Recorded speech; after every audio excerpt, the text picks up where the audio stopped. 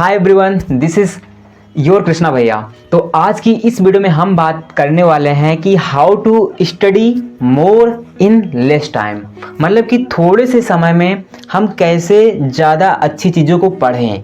तो आज की वीडियो का यही टॉपिक होने वाला है, जिसमें हम टॉप 6 प्रिंसिपल्स के बारे में बातें करने वाले हैं कि हम जो आपको टॉप 6 प्रिंसिपल बताने वाले हैं, ये टॉप 6 प्रिंसिपल अगर आप फॉलो करते हैं तो थोड़े से समय में आप ज़्यादा इफेक्टिवली स्टडी कर पाएंगे। ठीक है, देखो यार, होता क्या है कि अगर हम कहीं से कोई मोटिवेशन देख लेते हैं या मोटिवेशन लाइन देख लेते हैं या किसी को देख लेते हैं, तो अक्सर क्या होता है, उस दिन हम 14-15 घंटे की पढ़ाई कर लेते हैं, तो मतलब कि कर लेते हैं। फिर उसके दिन क्या होता है कि अगले दिन क्या होता है, 1-2 दिन बाद फिर हम रेस्ट कर लेते हैं, मतलब कि फिर वही स्टडी टाइम हमारा खराब हो जाता है, फिर पढ़ते नहीं है। मतलब कि सिर्फ एक दिन आया, दम दिखाया कि 14-15 घंटे पढ़ लिया, फिर खो जाते हैं अगले दिन वही 14-15 घंटे, क्या पता 1 घंटे या 1.5 घंटे, या होता ही नहीं है, पढ़ाई नहीं करते। ऐसा सभी लोगों के साथ होता है, सभी बच्चों के साथ होता है कि एक दिन दम दिखा के इतना पढ़ लिया, बाकी फिर अगले दिन ऐसा नहीं कर पाते हैं। तो यार उसी को प्रॉब्लम को सोल्यूशन लेने के यहाँ पे मैं लेके आया हूँ। मतलब ये है कि 6 प्रिंसिपल बताने वाला हूँ। अगर if you follow this 6 principle, then आप क्या होगा कि जो टॉप 1% होते हैं, टॉपर में लिस्ट में आप जरूर आएंगे, ये तो मेरा वादा है। तो देखिए, टॉप 6 प्रिंसिपल में पहला प्रिंसिपल क्या है, अपना है पहला principle syllabus and paper pattern. तो इसका मतलब समझते हैं। देखो यार, क्या होता है कि जब भी हम किसी एग्जाम की तैयारी करते हैं या हम किसी क्लास में हैं, तो पहले मुझे पता होना चाहिए कि यार इसका सिलेबस क्या है ना, कितना इसका सिलेबस है, और इस सिलेबस का पैटर्न क्या, मतलब क्या है पैटर्न। पेपर पैटर्न का मतलब है कि जो पेपर पूछा जाएगा, क्या एमसीक्यू बेस्ड पूछा जाएगा या सब्जेक्टिव बेस्ड पूछा जाएगा, मतलब है कि टिक द करेक्ट आंसर आएगा या लिखने वाला आएगा। तो ये पेपर पैटर्न पता होना चाहिए कि हमें ये पेपर पैटर्न, इसका एमसीक्यू आएगा तो एमसीक्यू बेस पे आप तैयारी करेंगे, सब्जेक्टिव आएगा तो उसको आप याद करके लिखना पड़ेगा। तो आपको ये पेपर पैटर्न पता होना चाहिए। और मोस्ट सिलेबस में क्या चीज़ें आने वाली है, क्या आने वाली है, कौन ज़्यादा इंपॉर्टेंट है, ये चीजें आपको अच्छे से गहन होना चाहिए, ताकि जब हम उस फील्ड में उतर रहे हैं ना यार, तो जब उतरे तो इसका मतलब ना इधर भटके फिर ना इधर भटके, तो एक फ्लो में हम चलते रहें। तो पहली चीज यही होती है कि उस एग्जाम का सिलेबस पता हो और पेपर पैटर्न क्या आने वाला है, क्या पेपर पैटर्न होता है। तो ये पेपर पैटर्न कैसे पता कर सकते हैं आप, उसके प्रीवियस ईयर क्वेश्चन देख सकते हैं, ठीक है, पीवाईक्यूज देख सकते हैं, पीवाईक्यूज, तो आपको पता चल जाएगा कि हाँ यार इस एग्जाम का सिलेबस है, इसका एक पेपर पैटर्न है ना। तो समझ गए, पहला हमारा हुआ सिलेबस एंड पेपर पैटर्न। अब दूसरा क्या हुआ, दूसरा है इसका सिक्योर सोर्सेस। सिक्योर सोर्सेस का मतलब क्या है, यहाँ पर बोल सकते हैं रिसोर्सेस। देखिए, जब भी हम किसी एग्जाम की तैयारी कर रहे हैं तो आपके पास ज़्यादा रिसोर्सेस नहीं होने चाहिए। कभी उस मार्केट से वो बुक उठा लाई, फिर मार्केट में एक नई बुक आई, वो बुक उठा लाई, फिर अगले दिन पता चला यार एक और मार्केट में नई बुक आ गई है, वो भी उठा लिए। फिर मतलब कि बुक का आप क्या कर रहे हैं कि अपने रूम में पढ़ने से बेटर क्या उस रूम को लाइब्रेरी बना दे रहे हैं, मतलब कि बुक को सारी भर ले रहे हैं। और प्लस क्या होता है कि ऐसा बच्चे करते भी हैं कि क्या होता है कि जब आप किसी टीचर से भी पढ़ते हैं, तो कोई उस टीचर का कोर्स ले लिया, कोई उस टीचर का कोर्स ले लिया, बोलते हैं भैया या सर मैं 1-2-3 टीचर का कोर्स ले लिया हूं, तो मैं इन्हीं तीनों से पढ़ता हूं, क्लासेस देखता हूं, ठीक है। तो इसमें क्या होता है कि यार जब भी आप पढ़ाई करो तो कोई आपके पास पर्टिकुलर 1 या 2 बुक ऐसी होनी चाहिए जिसको आपको बार बार पढ़ना, ना कि वो बुक आई ना कि वो बुक आई, फालतू का पैसा मत गवाओ यार। क्या होता है कि जब भी 2-3 बुक या 1-2 बुक, पर्टिकुलर एक बुक आप रख लो, उसी को बार बार पढ़ना, अगेन एंड अगेन पढ़ना है, बार बार पढ़ना, प्रैक्टिस करनी है। सिर्फ अपने ऊपर बिलीव रखो तो आप जरूर आगे बढ़ेंगे। फिर जो होता है कि जो एक पर्टिकुलर एक टीचर को पकड़ना होता है, उस पर विश्वास जताओ, ठीक है। जैसे मैं यहाँ पे पढ़ा रहा हूँ, अगर मेरी बातें आपको समझ में आ रही है ना, तो आप बिलीव रखिए, आपको जरूर आप आगे जाएंगे। अगर आप उनको फॉलो करते हैं, कोई भी हो, अगर आपको नई चीज़ें सिखा रहे हैं तो उसको सीखो, आगे बढ़ो, ठीक है। तो कम से कम एक टीचर को जरूर विश्वास करिए, एक टीचर पे जरूर विश्वास करिए, उनको फॉलो करिए, उन्हीं के थ्रू आप आगे बढ़ते जाएंगे। मैटर नहीं करता कि यार आप 10 टीचर को पकड़ लिए, 5 टीचर को पकड़ लिए कि मेरे साथ 10 टीचर हैं, मेरे साथ 5 टीचर हैं, हम और आगे जाएंगे, ऐसा नहीं होता।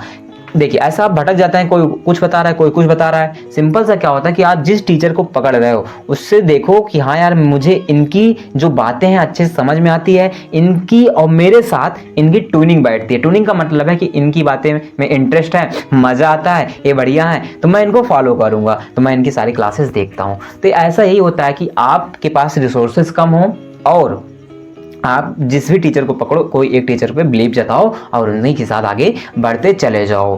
तो ये दूसरा पॉइंट होता है, क्योंकि हम जब पढ़ाई करते हैं, है ना, क्योंकि हमें कम टाइम में ज़्यादा पढ़ना है, तो इसका मतलब है कि वो एक ही टीचर को फॉलो करेंगे, अच्छे से पढ़ा देंगे। उसमें क्या होता है कि फिर क्या होता है, अगर 3-4 टीचर को पकड़ते हैं तो उनको कभी पढ़ लिया, फिर उनको पढ़ रहे हैं एक ही दिन में, उनसे मतलब कि तीनों टीचर से ऐसे 3 हैं तो पढ़ रहे हैं, ना वहाँ के रह जाएंगे ना यहाँ के, ठीक है। तो ऐसा क्या होता है कि माइंड भी डिप्रेशन में चला जाता है कि यार कि मैंने वहाँ पढ़ा, वो भी पढ़ा, मुझे कुछ याद ही नहीं है, तो ऐसा दिक्कत होता है।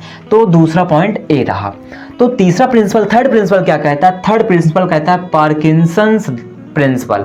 पार्किंसंस प्रिंसिपल, इस बात का मतलब क्या है? पार्किंसंस प्रिंसिपल का मतलब क्या है? देखो यार, कि जब भी कोई एग्जाम आता है, जैसे मैं किसी एग्जाम की तैयारी कर रहा हूँ, या जैसे हमारे पास कोई, जैसे मैं बोर्ड एग्जाम की तैयारी कर रहा हूँ, ठीक है, 10th की तैयारी कर रहा हूँ या 12th की, या मैं किसी पर्टिकुलर गवर्नमेंट जॉब की तैयारी कर रहा हूँ, तो क्या होता है, जब भी वहां से समय देता है कि इस 2-3 महीने के अंदर, 2 महीने या 3 महीने के अंदर आपको टाइम दिया जा रहा है, इतने में आपको पढ़ना, इतने के बाद आपका एग्जाम होने वाला है 2 या 3 महीने के अंदर। तो मतलब क्या है कि आपको कम टाइम दिया गया वहां पे, मतलब कि 2 महीने या 3 महीने। तब आपके पास माइंड में ये जागता है कि यार इस एग्जाम के 2 ही महीने मिले हैं, इस एग्जाम के 1 ही महीने मिले हैं, इस एग्जाम के 3 महीने मिले हैं। तो आपका एक विहार माइंड में डेवलप हो जाता है कि यार कि हाँ, मुझे इस महीने के अंदर, इतने महीने के अंदर ये सिलेबस खत्म करना है, क्वेश्चंस की प्रैक्टिस करना है, चीज़ों को याद अच्छे से करना है, ताकि मैं एग्जाम में अच्छे नंबर ला सकूं, अपनी परफॉर्मेंस को बेस्ट बना सकूं। तो मतलब क्या होता है, अगर मान लो वही एग्जाम तुमको इनफाइनाइट टाइम दे दिया, बहुत सारा समय दे दिया, तो आपको बताऊं यार, ना आप तो कभी उसका सिलेबस खत्म कर पाएंगे, ना आप चीज़ों को अच्छे से याद कर पाएंगे, क्योंकि माइंड में हमारे पास बार बार जाएगा यार तो अभी टाइम है, यार अभी तो बहुत समय है, यार अभी तो बहुत समय है, मैं अभी आगे अगले दिन पढ़ लूंगा, उसके बाद पढ़ लूंगा। तो मतलब क्या होता है कि जब आपको कोई चीज़ की कम टाइम, किसी चीज़ की कम टाइम मिलता है, तब उसकी वैल्यू समझ में आती है, और ज़्यादा टाइम मिलता है तो उसकी वैल्यू नहीं समझ में आती है, ठीक है।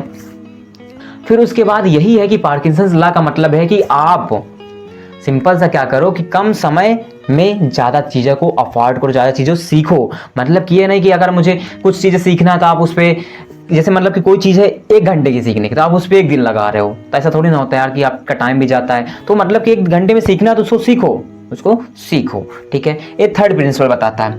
अब उसके बाद फोर्थ प्रिंसिपल क्या है? लर्न एज अ टीचर का मतलब क्या है? जब भी आप कोई चीज़ पढ़ते हो तो उसको ऐसा पढ़ो, ऐसे माहौल में पढ़ो कि यार मैं जब इसको पढ़ रहा हूँ तो मैं दूसरे को अच्छे से समझा सकता हूँ, मैं एक टीचर के जैसा पढ़ रहा हूँ एकदम उस चीज़ को। जैसे मुझे कुछ याद करना तो उसको एक स्टोरी से रिलेट करके पढ़ो, कि इस स्टोरी का ऐसा रिलेशन, ऐसे उसको जोड़ जोड़ के जब आप पढ़ेंगे तब आपके माइंड में वो चीज़ें अच्छे से बैठती हैं, तो आपको लंबे समय तक के लिए याद रहती हैं। मतलब कि जब भी आप पढ़ाई करो कि एक टीचर के जैसा पढ़ो, कि हाँ भाई कोई टीचर जब समझाता है तो अच्छे से स्टोरी को रिलेट करके समझाता है। जब भी आप याद करो तो उसको एक स्टोरी के माध्यम या किसी भी कहानी के माध्यम से आप जोड़ सकते हैं कि हाँ यार इसका ऐसा है, इसका ऐसा है, तो आप उसको अच्छे से लर्न कर पाएंगे और वो चीज़ आपको ज़्यादा लंबे समय तक याद रहेगी। और ये रियलिटी भी है, क्योंकि आप जब आप ऐसा करेंगे, जब भी आप पढ़ाई करो एक टीचर के जैसा पढ़ो कि हम अगर मैं पढ़ रहा हूँ तो मैं कई सारे बच्चों को अच्छे से समझा सकता हूँ, अपने मेरे पास जो पूछेगा मैं उसको अच्छे से समझा सकता हूँ।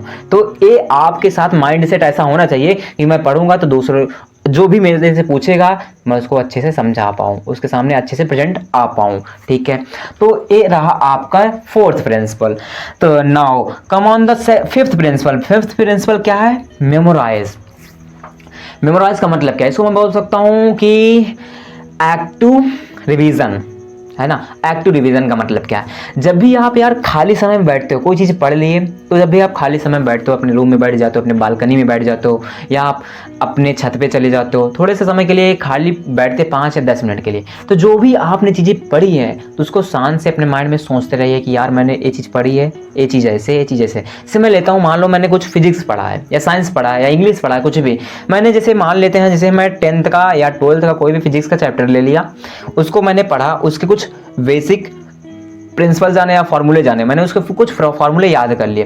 तो जब आप कहीं पे खाली स्थान पे हो, आप शांत पे बैठे हो, तो उसको फॉर्मूला रिवीजन करिए, माइंड में सोचते रहिए हाँ यार इसका फार्मूला ये था, फिर उसके बाद ए फार्मूला याद किया था, फिर उसके बाद ए फार्मूला याद किया था। तो ऐसे क्या होगा कि आपके पास ना तो कॉपी रहेगी ना तो पेन, आपको कहाँ सोचना, सीधा माइंड में। तो इससे क्या होगा कि जो भी आपने चीज़ें याद करेंगी कि की है वो माइंड में बार बार क्या होती रहेगी, रिकॉल होती रहेगी। रिकॉल का मतलब कि बार बार रिवीजन होता रहेगा। तो वो चीज़ें क्या होगी, आप जिंदगी भर नहीं भूलने वाले हो, हमेशा आपके माइंड में रहेगा। किसी भी समय किसी भी क्षण कोई आपसे पूछता है, झट से आपके माइंड में आएगा, आप झट से उसका जवाब दे पाएंगे। मतलब है वही कि आप जब खाली समय बैठते हैं तो उसको मेमोराइज करिए, चीज़ों को, थोड़ा सी चीज़ें याद है तो आप उसको मेमोराइज करिए। क्यों, जब आप उसको मेमोराइज करते हैं, मेमोराइज का मतलब सिंपल सा है यार कि कोई चीज़ पढ़ी है, आपने आप शांत से बैठे हो, उसको रिकॉल करिए, सोचते रहिए हाँ यार मैं इस फॉर्मूले को ऐसे याद किया था, इस टॉपिक को ऐसे पढ़ा था, और एक क्वेश्चन मुझे ऐसे याद है, उसको सोचिए। ठीक है, कुछ बातें आपके माइंड में याद रहेंगी, याद आएंगी, ये जरूर आएगा, तो फिर वो चीज़ आपके पास हमेशा के लिए बैठ जाती है। तो यही है कि मेमोराइज जरूर करिए चीज़ों को। मेमोराइज आप देखो, खा रहे हैं तब भी मेमोराइज कर सकते हैं, नहा रहे हैं तब भी, कहीं जा रहे हैं तब भी। मतलब ये है कि मेमोराइज का मतलब है ना तो आपके पास कॉपी रहेगी ना तो आपके पास पेन रहेगी, सीधा आपका माइंड रहेगा, जो चीज़ें पढ़ी माइंड में रिकॉल होते रहेगी।